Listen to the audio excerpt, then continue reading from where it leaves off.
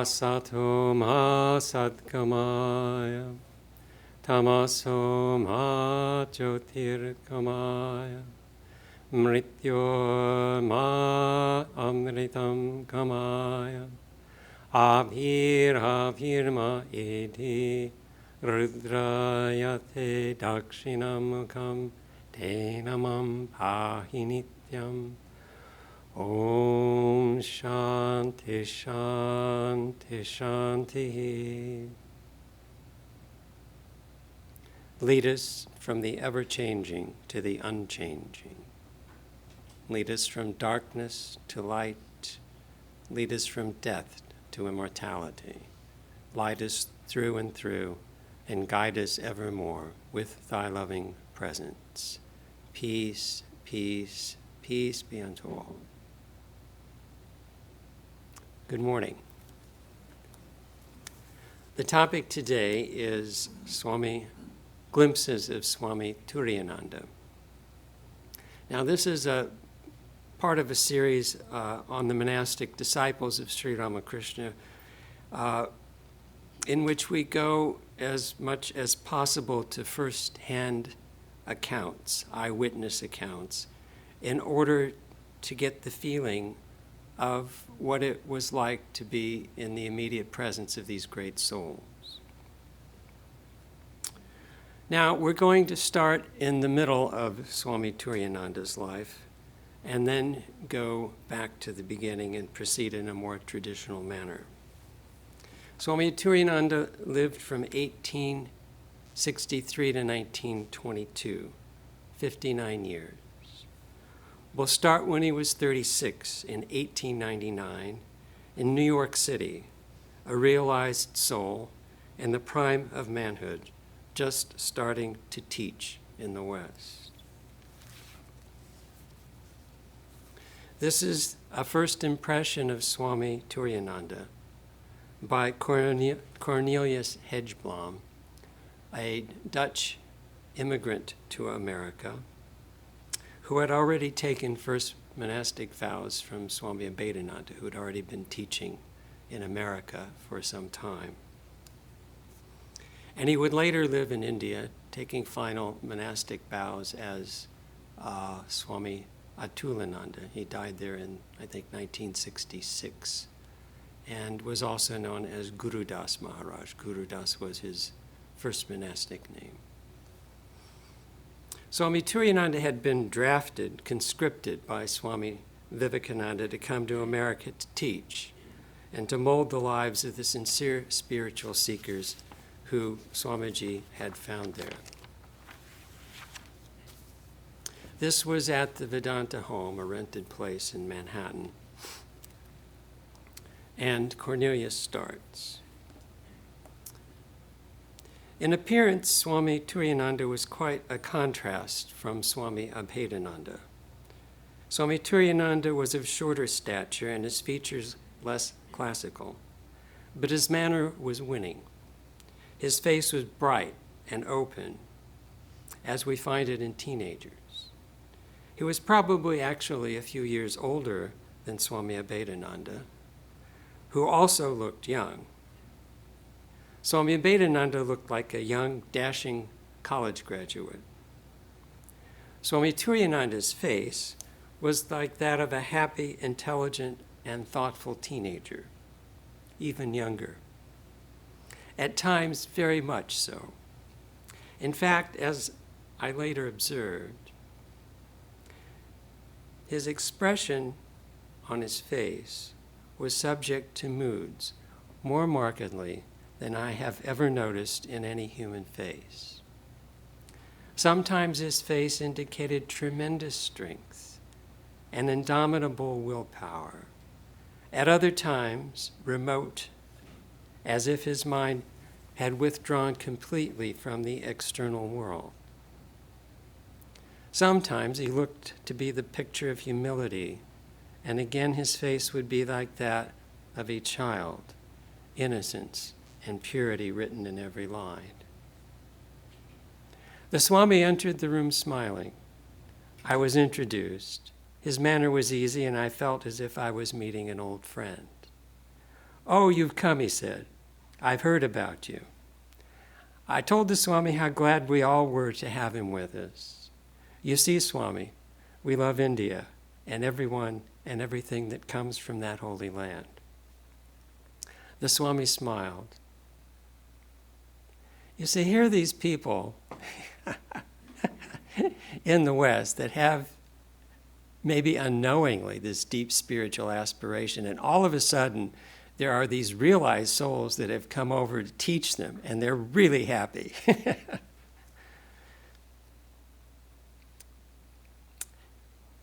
The Swami smiled.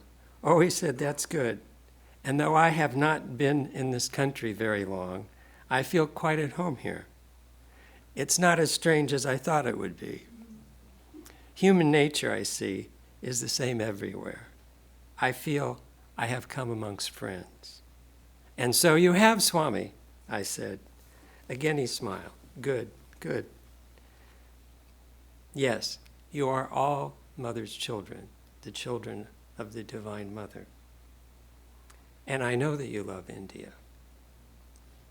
Then we exchanged a few personal questions, a little chit-chat. Did you have a pleasant sea voyage? Were you seasick? How's your health in this country? Etc. The Swami asked me my age and occupation and so forth. Then he spoke to me and said, "I hear you're not married." The Swamis would always do this when they found a promising young man. "I hear you're not married." Yes, that's true, Swami. Swami Vedanta introduced me to the vows of brahmacharya. Swami Vedanta has taught us to look upon all women as our mother, and I try to do that. Yes, yes. Our master Sri Ramakrishna taught us in that way. That's the safest way. Go on, remember it, practice it. Our master realized that every woman is the embodiment of the Divine Mother of the universe. He saw the Divine Mother in everyone. I'm so glad," Swami said. "Shiva, Shiva. I have already met so many nice people in England and here." "But Swami," I said, "we're so active and materialistic. Does not the hurry and bustle of Western life annoy you?" And this was before motor cars. He said, "Yes, as a people, you are very materialistic, but I've met with notable exceptions. And activity is not bad. I actually like your energy. You're all up and doing. I see no idleness anywhere. Only that energy should be directed properly. It should go inward also. Activity in inactivity. But not laziness, mind you. But you see, you're a young culture, and you must enjoy a little. On the contrary, we in India don't know how to enjoy life anymore. We've forgotten it. You in the West will gradually pay more attention to the spiritual side of life, and we in India get a little more material comfort and enjoyment. That will come the more the East and the West meet together. We both have to learn. But India holds the highest ideals. The West has not yet appreciated it, but it is coming. Hari Om Tat Sat, he said. Then the Swami began to chant in a very low voice. Om, Om, Hari Om. And so we were talking in a free and easy manner when our lady friend, who was in charge, who had been put in charge of the rooms by Swami Vedanta, called out, "Swami," I've heard that before, "Swami, do you know what time it is? It's almost midnight. I'm going to turn out the lights. Otherwise, you'll keep us here all night, and our friends will be late to work tomorrow." "Oh," Swami said, yes, I'm so sorry. I forgot all about time. See, this is another characteristic. I forgot all about time. I am so happy to be with you all. So this was his introduction to Swami Turiyananda. We also were so happy. Mr. K and I walked home. He was a simple, good-hearted man, and this evening he was like a boy. Well, I was as boy-like as he was, and we talked and talked about the new Swami. I didn't get much sleep that night, and so evening after evening we met with Swami Turiyananda, others joining us at times. We became closely and intimately acquainted with him. So,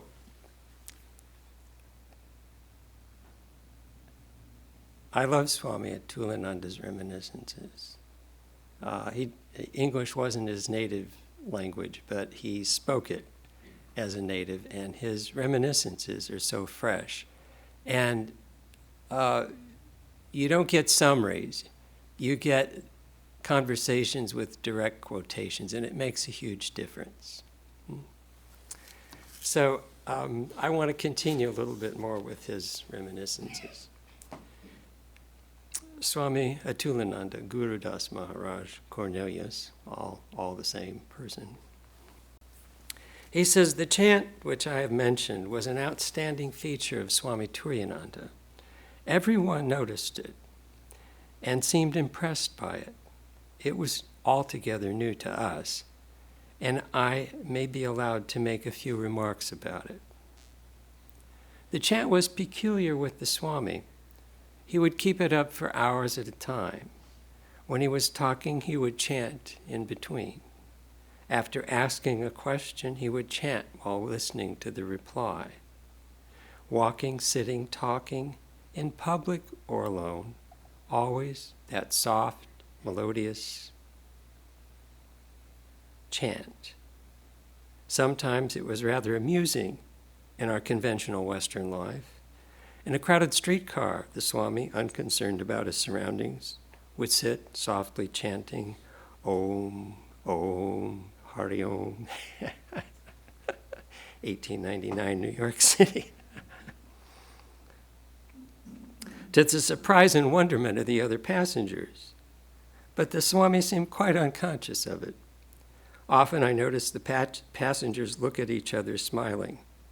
Of course, there was not the least offense. Only it seemed to amuse them in this brown-faced stranger. Before and after our meditations, the chant would come in full strength. It was not only beautiful, it was helpful, especially before meditation. It had the effect of quieting our minds and creating an uplifted atmosphere. I may compare it with the effect produced by the burning of incense in a Roman Catholic church. Sometimes the chant would come loud and strong. Again, it would be deep, like a strong vibration. It would run up and end in a soft, high note, very sweetly. The tune also varied. This chant was with the Swami as long as he was in America. Om, Om, Hari Om, on and on.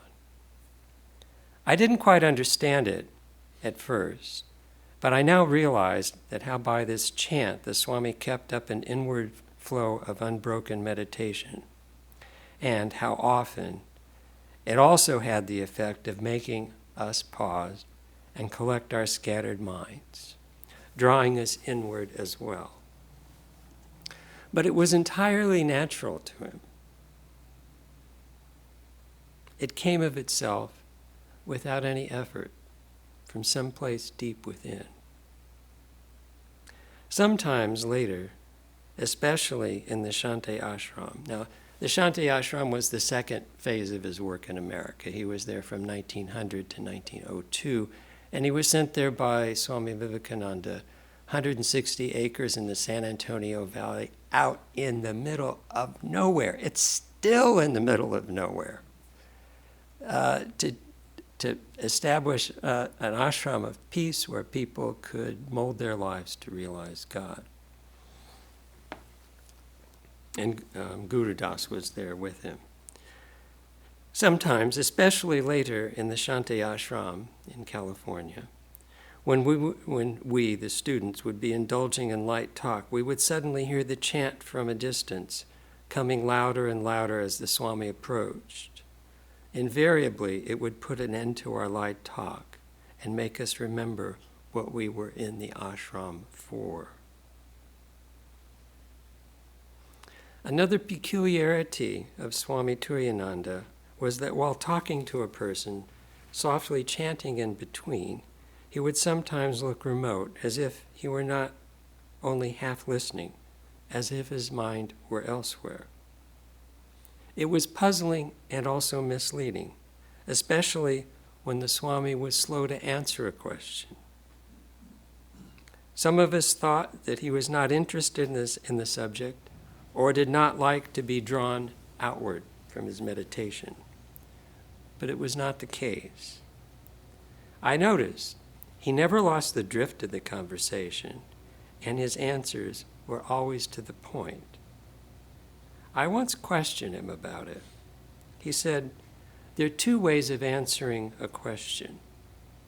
One way is to answer from the intellect. The other way is to answer from within. I always try to answer from within." Interesting. So Guru Das analyzes it a bit. He says, considering the nature of Swami's answers, how a few words could give so much satisfaction to the questioner, it seems that this way of answering from within is more effective. It is answering by insight, and it is possible only for highly trained, concentrated minds that look inward in their own minds as well. The Swami would always keep his eyes toward the questioner, and it seems to me that during this process of answering, he got a glimpse of the mental state of the questioner and exactly what answer they needed. Sometimes this was the case with Swami Abhedananda as well, even when answering questions from the platform. I remember once one of us asked Swami Abhedananda after his talk why he had answered a certain question in the way he had done. It was a question about Jesus. His reply, because it was the answer that that questioner needed. To another person, I would have given quite a different answer.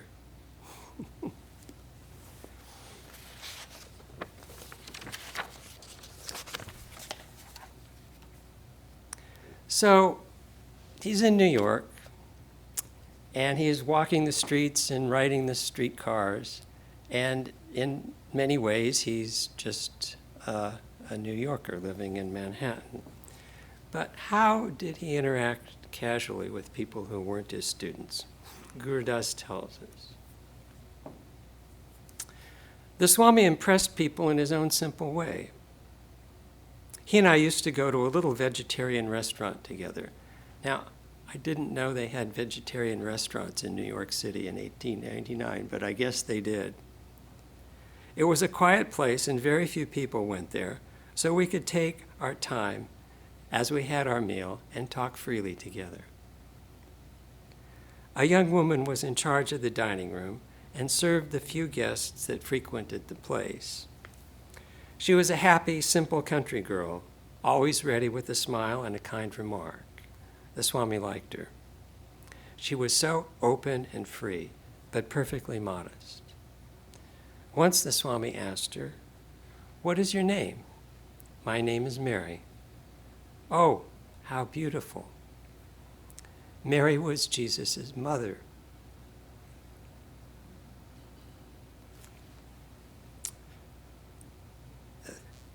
The girl was awfully pleased. "Well now, Swamiji, I had never thought of it in that way. It does seem like a connecting link, does it not? How nice of you to remind me. Oh, yes. I shall always think of you now as the mother of Lord Jesus. Be sure of that. I love Jesus. He was also a sannyasi. He renounced everything for God, and he gave his life for others.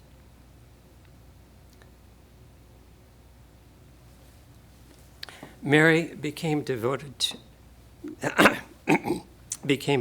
to him, and she was so happy when she would see the Swami come into the restaurant. Somehow or other, the Swami always left a lasting impression. So,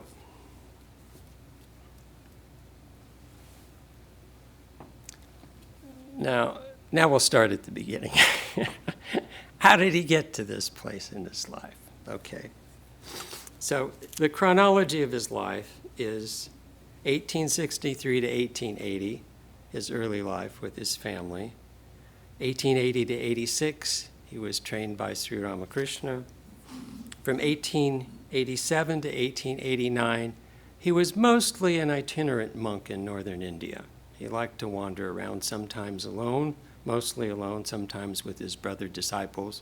Sometimes Holy Mother or Swamiji would send him out with Swami Brahmananda, and they'd spend long periods of time together wandering and practicing spiritual disciplines. And Holy Mother and Swamiji wanted to make sure that Rakhal didn't get too lost in his spiritual exercises, that there was someone with whom he was comfortable who was there to look after his basic needs and keep all things, keep him fed and so on and so forth.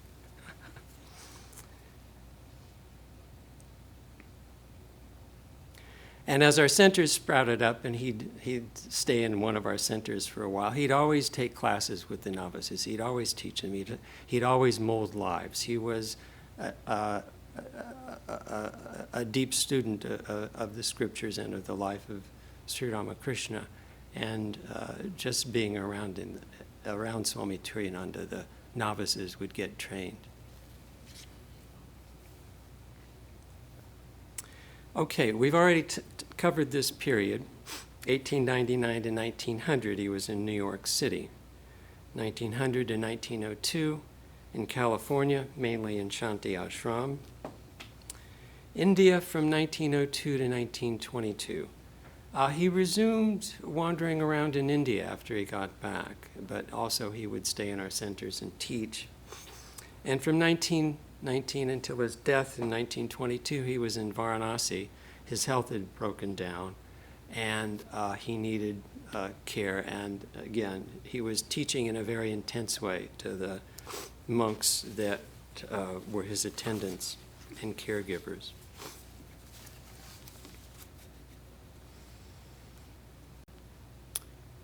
Swami Turiyananda was born January 3rd, 1863. His father, Chandranath Chatterjee, was an Orthodox Brahmin in the Bagbazar section of Calcutta.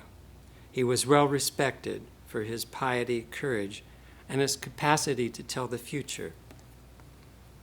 Chandranath could feel the pulse of a dying person and predict the exact time of death. Many religious people wanted to die on the banks of the Ganges, and this enabled them to make provisions for their last moments. Okay, I'm going to die at 3:30 this afternoon. Get me to the Ganges half an hour before. It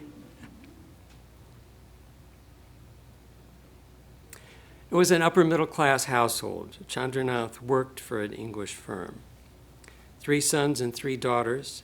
The youngest was Hari. His eldest brother, Mahendranath, was 20 years older.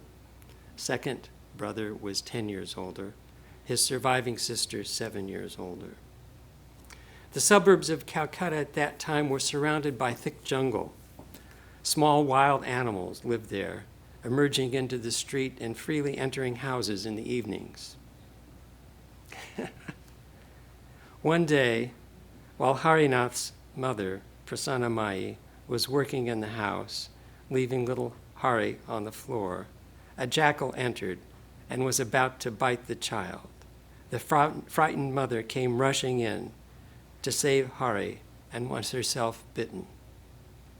The jackal was rabid, and shortly after this she died. He was too young, 3 years old, to remember her. When Hari was 12, his father died. It was the first death the boy saw close at hand and touched him deeply.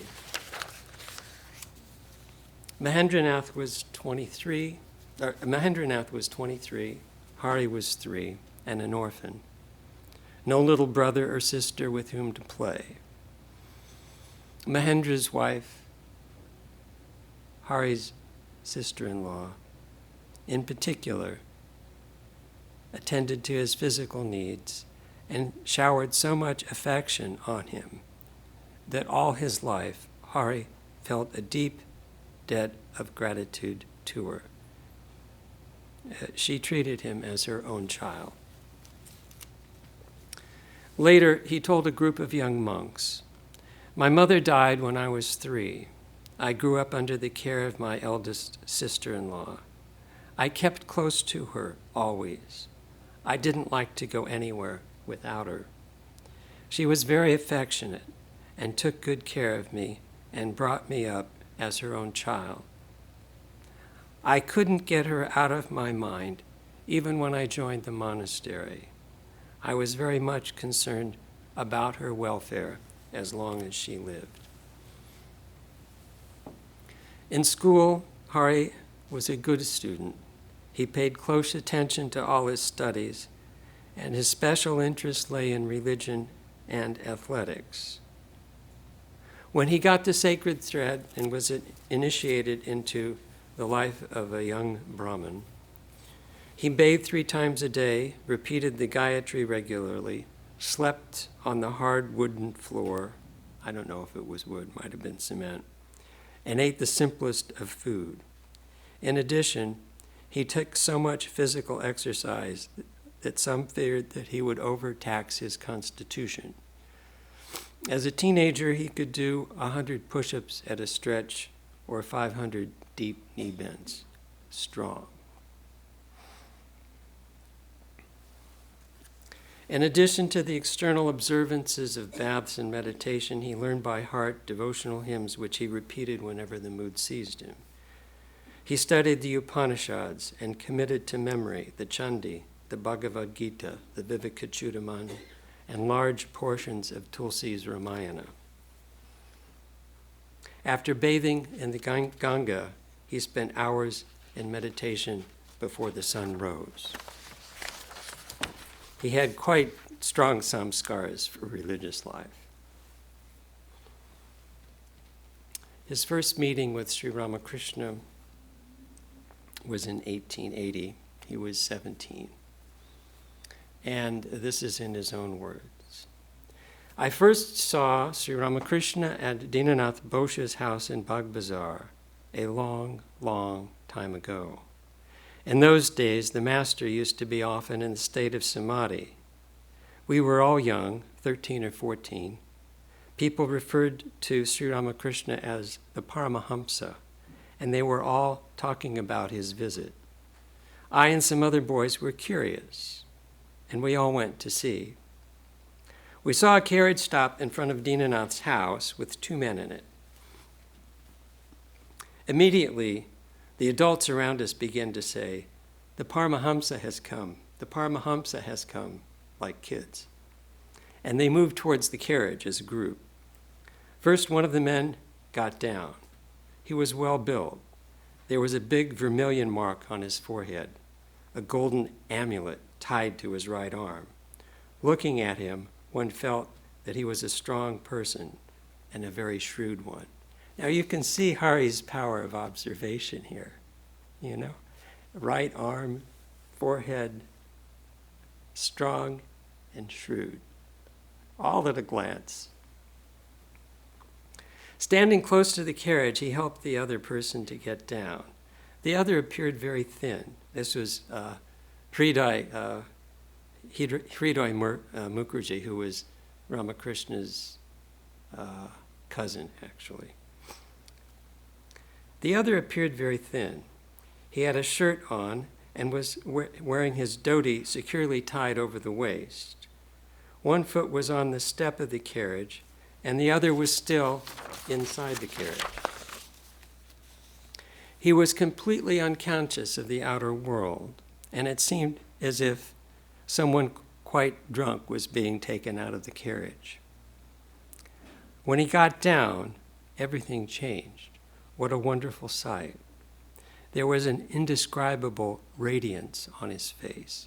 Other translations called it a halo.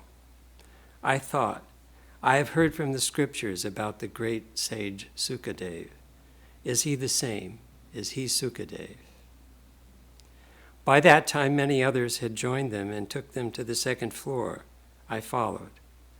When the Paramahamsa became a little conscious of the outer world, he opened his eyes and saw a large picture of the Divine Mother Kali on the wall. He saluted her and started singing in a soul-bewitching manner. It stirred a unique wave of devotion in all who had gathered there. Now, in Swami reminiscences of Swami Premananda, a young monastic who was supposed to be cutting vegetables or something with Swami Premananda at Bellarmont, was captivated by this professional singer who'd come. He'd never heard such a sweet voice. Swami Premananda came up beside the novice and listened for a while, and he said, "Pretty good, isn't it?" This guy says, "It's the best I've ever heard." He says, Swamiji's voice was much sweeter, and Thakur's was sweeter still. Come on, let's go.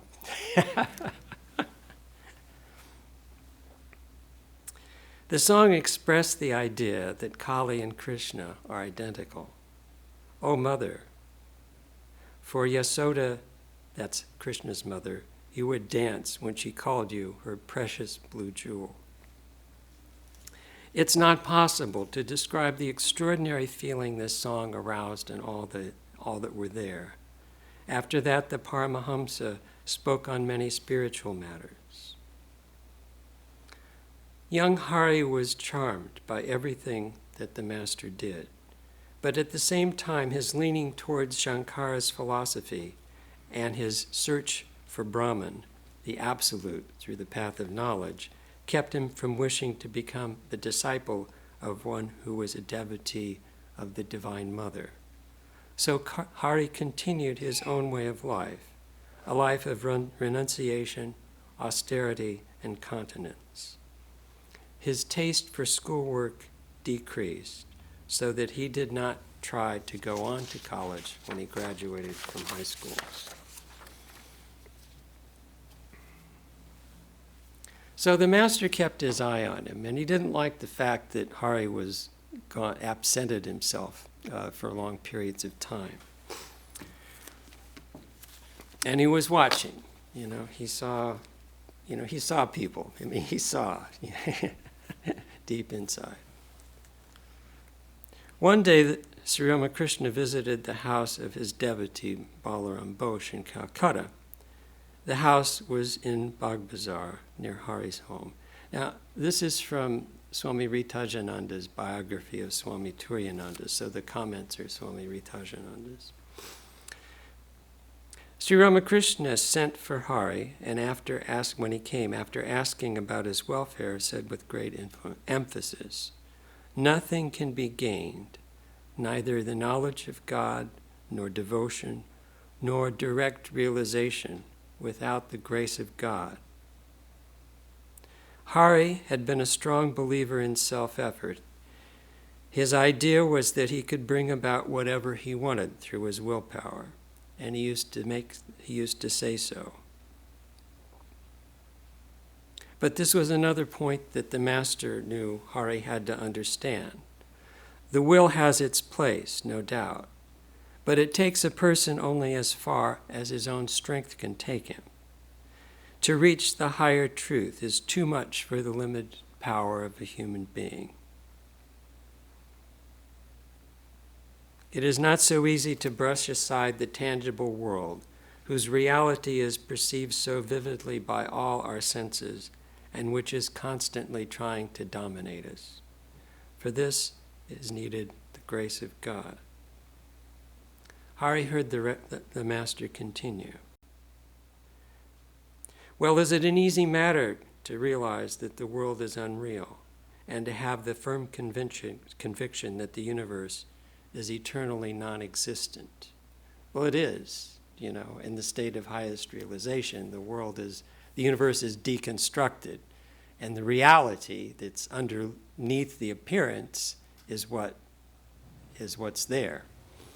But to have this faith, even that that's the case, and pursue it, is he says, is it possible to even have the faith that this is true without God's compassion?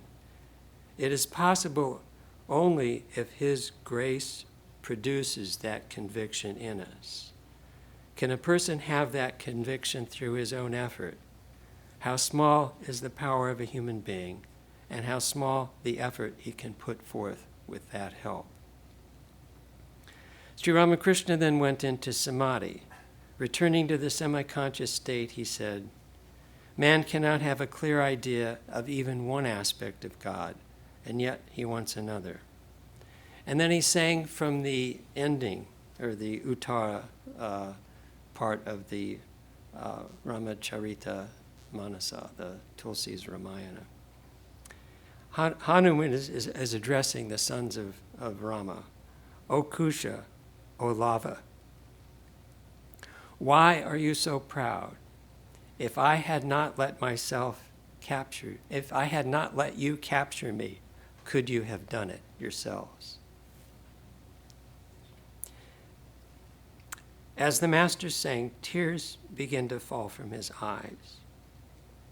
Hari could not control himself, and he also began to weep. It took a long time for the mood to pass. Later, Hari referred to this incident, saying, "That day I got a lesson which was forever imprinted in my mind. From that day I understood that nothing can be achieved without the grace of God."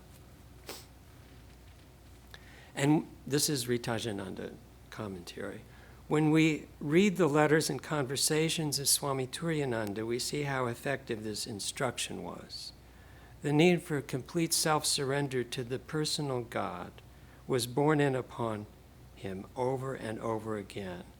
And thus, the would-be non-dualist, the would-be Advaitist, who was in danger of becoming dogmatic in that path, was made to accept the doctrine of the divine grace and the personal God. Recalling this, he told Swami Raghavananda much later, "When I was your age, in my early 20s, I was an extreme Vedantist. My one ideal was to attain nirvana. But Sri Ramakrishna scolded me again and again and gave me another ideal. He pointed out that the path of knowledge, in fact, was not my way. He made me a devotee instead. I still remember how he disciplined me."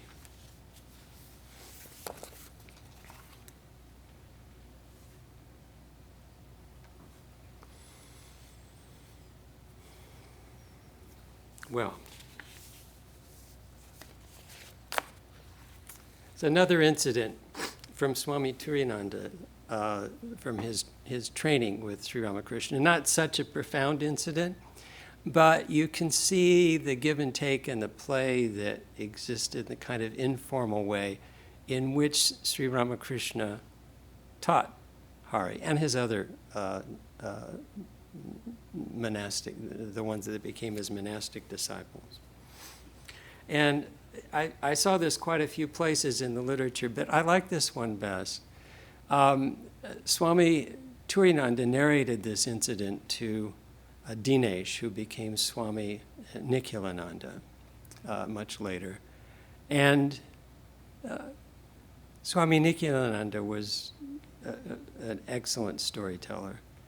And he told this story to Swami Yogeshananda in the 1960s when Yogeshananda was on leave from San Francisco to help. He was a nurse, and he was there to help when Swami Madhavananda came from India to have brain surgery, and before and after with his recovery. So this is from Swami Yogeshananda's book, Six Lighted Windows.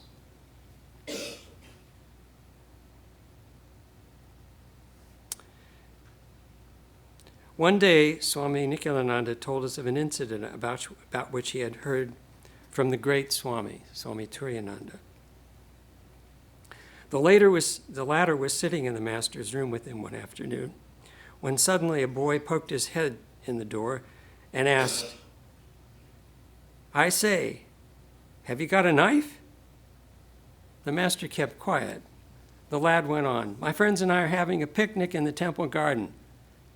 We need a knife." Sri Ramakrishna looked hard at him. "Will you bring it back?" "Yes, I'll bring it back."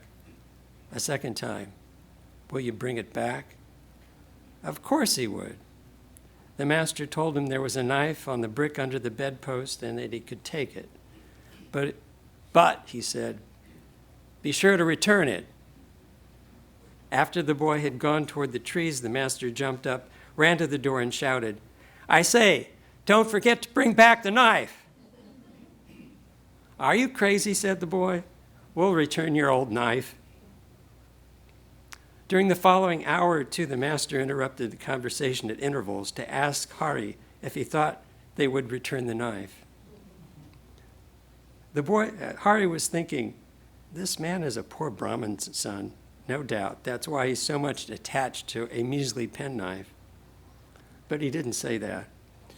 When the hour advanced beyond 4 o'clock, it became evident the boys were not going to return. "It is as I feared," Sri Ramakrishna said. "They have not brought back the knife." Swami Turiyananda consoled him. He was an upper middle class guy, offering to buy another knife. The master said, "No, you just go and find that knife."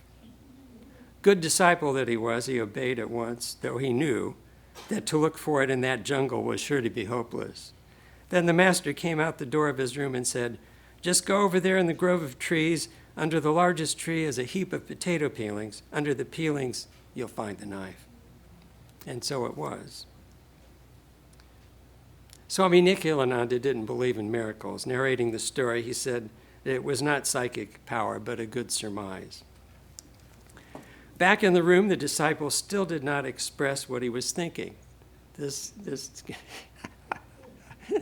poor Brahmin is attached to the knife. Then the master asked him to put the knife back in its place. Watching me, he said, "No, you're putting it back dirty. Wash it, wipe it dry so it won't rust, and closing the blade first, put it on the brick where it was. You see, I keep this knife just on that brick, just next to the right-hand post of my bed. In the morning, I will reach down in the darkness to get the knife, to cut a twig for cleaning my teeth. If I find it open, I may get cut. If I find it dirty or missing, I'll be upset. I'll be unable to meditate. And what kind of day will I have? So, I've told you to do all these things in this way." "But sir," asked the young man, "how did you know, just looking at him, that he wouldn't return the knife?" "You see, when the boy poked his head in, I saw that one shirt button was not buttoned, and his hair was running in all directions. I knew at once that he wouldn't return the knife." And this is Yogeshananda. He says, the story instantly threw a light on how the kind of training I had been exposed to had come down to me. "Those who really enjoy meditation," said Swami Nikhilananda, "live a very disciplined life. Not a single unnecessary word do they utter, nor did they make a single unnecessary move, because these latter become distractions to meditation. So that's a story that not only talks about Hari's training, but on how this training is transmitted down to our generation.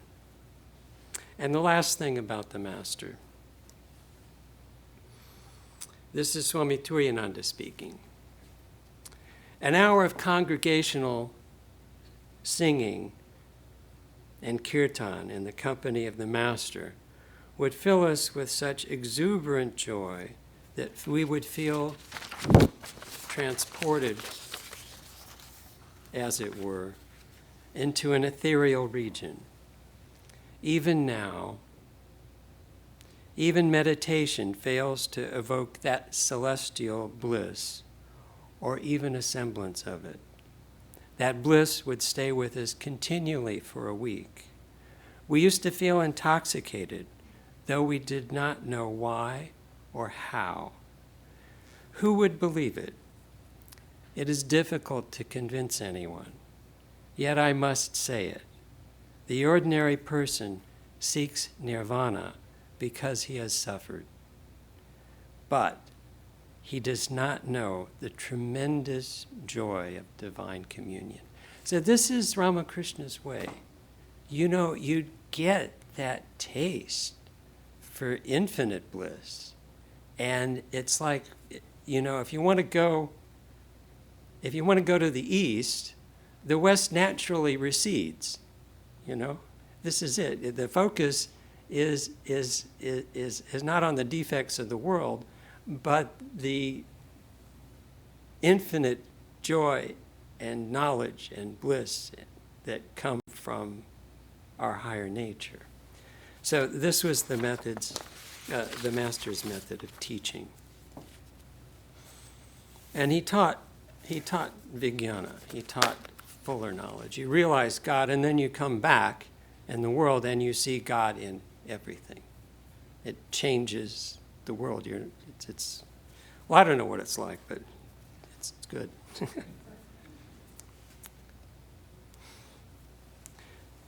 This is during his wandering days, during the terrorist movement in Bengal, and this is after he came back from the West. The police were after many monks who feigned to be ascetics, but were really terrorists. Swami Turiyananda was then at Dehradun. A police officer of high rank was shadowing him incognito. They were out for a walk. The police officer asked, "Swami, are you afraid of the police as some monks are?" You know, he's incognito. The Swami halted, did an about face, looked at the man with eyes of fire and said, "I don't fear even Yama, the god of death. Why should I fear a human being? In my whole life, I have done no crime. What reason would I have to fear the police?" The words uttered with so much strength and firmness that the man felt ashamed. Then and there, he made pranams to the Swami and apologized. Afterwards, he became an admirer and devotee of Swami Turiyananda. To come to the presence of the Swami was to have a new infusion of strength in all his conduct and behavior. Nay, in his very gait, there was dignity, which indicated that he was a man who looked the whole world in the face. But in his heart of hearts, that he realized that he was nothing and the mother everything.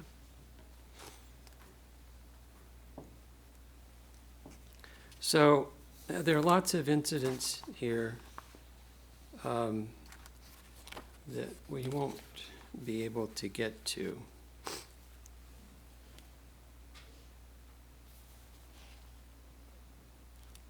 This again is about Swami Nikhilananda. Now, Swami Turiyananda and Swami Saradananda were concerned about this young man. He was so talented. He was, as a novice, he wrote the official biography of Sri Ramakrishna published by Advaita Ashram. And they both really were concerned about him, that he'd get this big ego that would ruin his monastic life. So they both felt obligated to help him out. So this is Swami Turiyananda. Swami Turiyananda was once scolded by Swami Nikhilananda was once scolded by Swami Turiyananda for 29 consecutive days.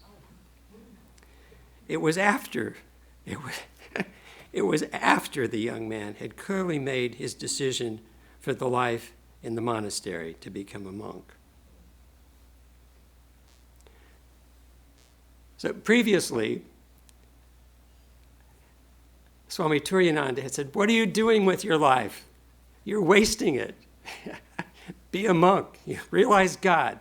And as soon as he made up his mind, Swami scolded him for 29 days about making that decision. He'd clearly made his decision to be a monk. Now, Swami Turiyananda began to take just the opposite tack, berating him every day for his decision to renounce and go off to be with the monks at Mayavati, where he'd write this biography. "Such a promising young man," the revered Swami said. "Such a bright future. What a lot of good you could do for India, and your gifts of reporting, writing, political analysis, and so on and so on." The two would go out walking, and this harangue would go on and on. It finally wore down the younger man. One day, Swami Turiyananda started out on his walk alone. Seeing the new renunciant following him, he said, "What do you want?" "Well," he said, "Maharaj, if you feel so strongly that I've made a mistake and you don't want me to..." "Hup!" The other eyed him sternly. "No courage of your convictions."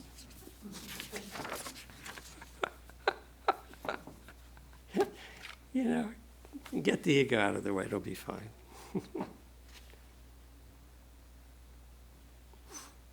So we're going to go to his last days. This is in Varanasi, and he was in the company of his boyhood friend and brother disciple, Swami Akhandananda, and all his attendants in the ashram and so forth, at the Shaiva ashram in Varanasi, the home of service. Oh, no, that's not it. Okay. In April 1922, Swami Brahmananda passed away in Calcutta. Sometime earlier, in 1920, the Holy Mother had left this world, and Swami Turiyananda had just witnessed the departure of Latu Maharaj, Swami Adbhutananda. One by one, the Master's children were going. These events caused Swami Turiyananda to withdraw completely from the world. One day he said, "You will see that I will also leave soon, in 3 months." And that's how it worked out, exactly 3 months later. In mid-1922, Swami Turiyananda had suffered from another carbuncle. He had diabetes, he got boils, he got carbuncles. It was not very large. Competent doctors were in attendance, and it was thought that the Swami would be all right since he'd recovered under worse conditions. They took every precaution, but the carbuncle grew larger, and finally surgery was necessary. Dr. Kanjilal was called from Calcutta. Again, the Swami did not take anesthetic. When he had these surgeries, he'd just withdraw his mind from the body, and they'd go ahead and do the surgery. Dr. Kanjilal jokingly told him, "Sir, you ought to cry out like ordinary people while the operation is going on." He was complaining. Accordingly, Swami Turiyananda, although he was not suffering pain because he'd pulled his mind away from the body, began to scream as if he were, making everyone laugh. Can you imagine? This operation was the final one. The entire back became infected and gangrene set in. The doctors lost all hope. The news spread far and wide that Swami was failing. Swamis from distant centers came to visit. Josephine McLeod was at Puri, and she also hastened to Varanasi. "Swamiji," she cried when she saw him, "you'll be all right soon. You have to carry on the work of Vivekananda."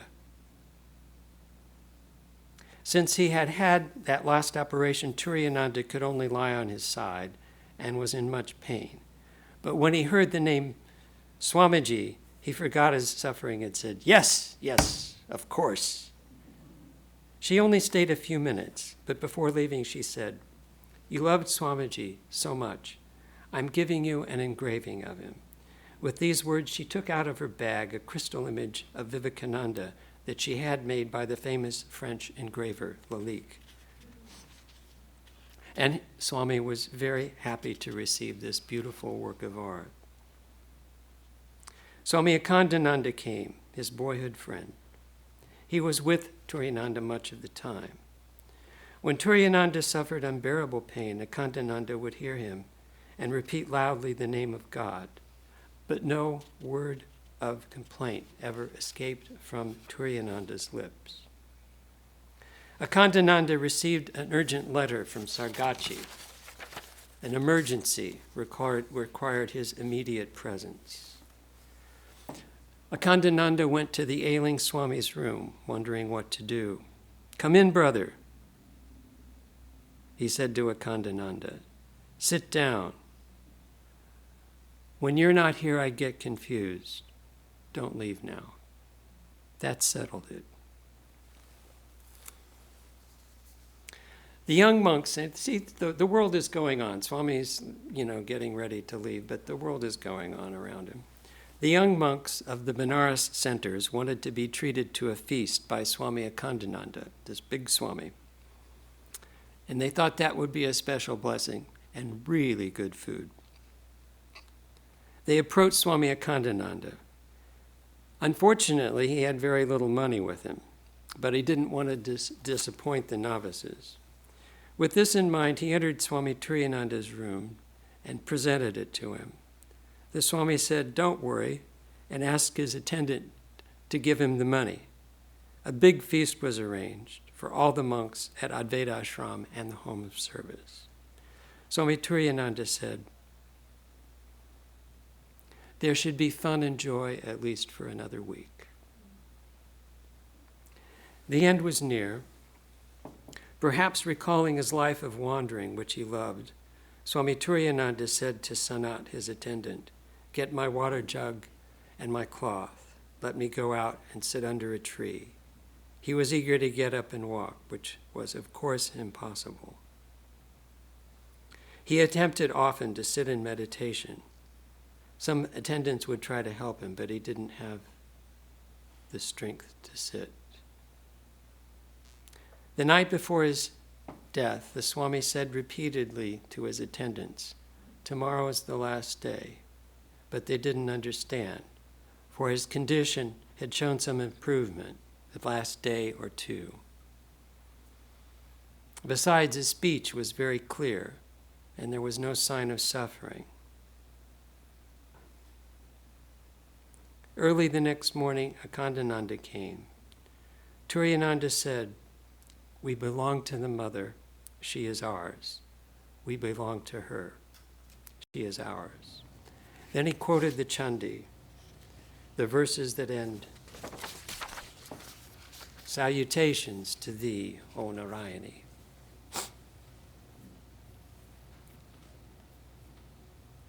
After some time, he said, "I'm having severe pain. Let God's will be done. His will is being done. People don't understand." He sent his attendants out. "Leave me. Then I can be free." They told him he was free. He said, "If I'm free, I'll leave. I'm leaving." He seemed to be freeing himself from all attachments. That day he took no food. In the evening he started speaking in English, calling his American disciples, and particularly Gurudas, who was extremely attached to him. A little later, Turiyananda asked an attendant, "Can you help me sit up?" Sir, it will hurt you. The Swami was irritated. See, he's dying, but such strength of mind. The Swami felt irritated. That's a mistake on your part. Then he called his regular attendant, Sanat, help me sit up. He was lifted, but he didn't have the strength to stay there. He repeated 3 times the Divine Mother's name, began to breathe hard, and his gaze became fixed on a point between the eyebrows. Seeing him thus, the attendant had him lie down against his protest. He said, Prabhu, Prabhu, Lord, Lord. Brother, Swami Akhandananda called. Oh, Ramakrishna, Om Ramakrishna, please, I want to sit up. He was fully conscious. As a yogi, he wanted to leave the body seated in meditation.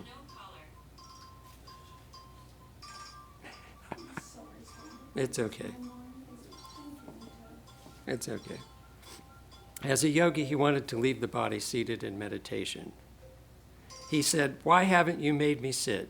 Make me sit. How foolish you are, he said to his attendants. You don't understand. The prana is leaving this body. Straighten my legs. Pull them together. Keep them straight. Raise my arms higher. Then he folded his arms. Jai Guru Dev. Hail Sri Ramakrishna. Hail Sri Ramakrishna. He saluted the master, took some holy water. He said, everything is real. Brahman is real. The world is real. The world is Brahman. Everything is real. The life force, prana, is established in that reality. See, he's expressing his own realization of of vijnana, the fuller knowledge that this world is also God. Raise my hands. Hail Ramakrishna. Hail Ramakrishna. Say, he is the embodiment of truth, the embodiment of knowledge. Akhandananda recited the Upanishads. Brahman is truth, knowledge, and infinity. This made Turiyananda very happy. With great joy, he cried out, yes, yes, say it again. Akhandananda again repeated them thrice. Brahman is truth, knowledge, and infinity. Swami Turiyananda joined him the first time, then became silent. Suddenly his mind steadfast in the thought of Brahman. He left the body at 6:45 p.m. The Swami appeared only to have gone to sleep. There was not the slightest sign of suffering on his face. An extraordinary glow and sweetness came over it. No one had thought that with such an affliction he would leave the world in full consciousness. But his strength of mind and power of will were beyond comprehension. During the last few days of his life, Swami Turiyananda's eyes had been closed most of the time, but at the last moment, he opened them fully. He looked around, and those who were present realized that he no longer belonged to this world. As a free soul, he was entering eternal life. He was 59 years old.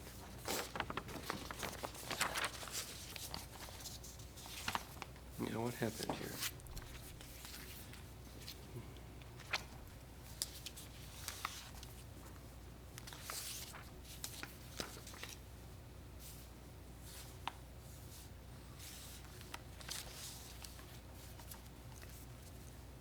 So, I've forgotten the last page upstairs, but I'll do it from memory. So we're not going to have a closing prayer. Instead, it'll be another one of Swami Turiyananda's reminiscences of Swami Turiyananda in New York. They used to go out for long walks in Manhattan, and Swami Turiyananda would do most of the talking. And Guru Das says, I was never much of a conversationalist, and I loved to be the listener. And they said on one walk, And Swami had the habit, as he got into a subject, he'd walk faster and talk louder. So they're walking in a fashionable section of Manhattan, maybe Fifth Avenue, and all these fashionable rich people are around them. And Swami gets into a mood, and he starts walking faster and talking louder until he's almost shouting. And he says, be a lion, have the strength of a lion, break the cage, take one jump, and be free. Okay.